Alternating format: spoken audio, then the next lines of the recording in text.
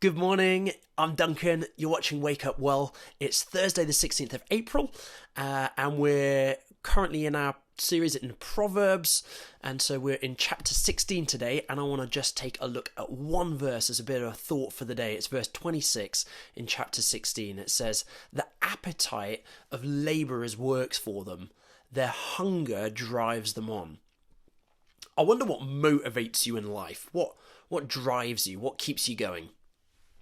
In this verse, Solomon makes the really simple observation that the basic human motivation to work is the need to put food on the table and fill our bellies. You know, we all need to eat in order to stay alive, don't we? And in order to eat, we have to work.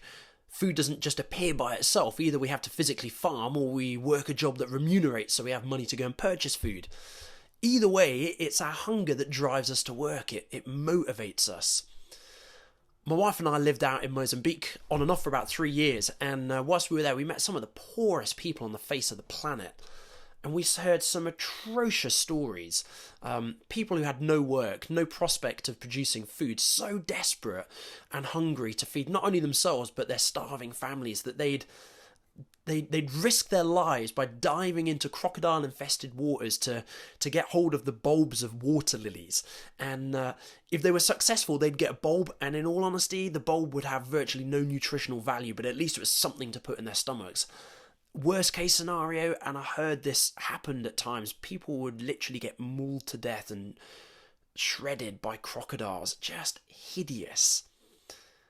The reason I tell you is it just highlights so clearly truly desperately hungry people will stop at nothing to fill their stomachs. And the reality is this applies beyond just physical food. Whatever you're hungry for the most is what you'll pursue with greatest intent. So I want to ask you today, what are you hungry for? What are the prevailing appetites in your heart right now? If you're not sure, just take a look at what you spend your time thinking on or focusing on, what you talk about the most, what you actually do the most, and it will usually reveal your inner appetites. As we read Solomon's Proverbs, he gives us heaps of wisdom and advice, but he doesn't pull any punches and making it clear that actually overarching all the advice that he gives, the wisest thing any of us can ever do is to pursue God in the fullness of who he is. In Matthew 6 verse 33, Jesus tells us, he says, "Seek first God's kingdom and his righteousness." And he goes on to say that when we do that, all the other practical stuff that we need, the food, the water, the clothes, that will be given to us as well. But before we go after that other stuff, we are to begin by hungering after him ahead of everything. And he gives us the promise. We see a chapter earlier in Matthew 5. He says, "Blessed are those who hunger and thirst for righteousness, for they will be filled." What a promise. I encourage you, I encourage me, us in this season more than any, get hungry for God. Hunger for him will motivate and drive you on in the toughest of times.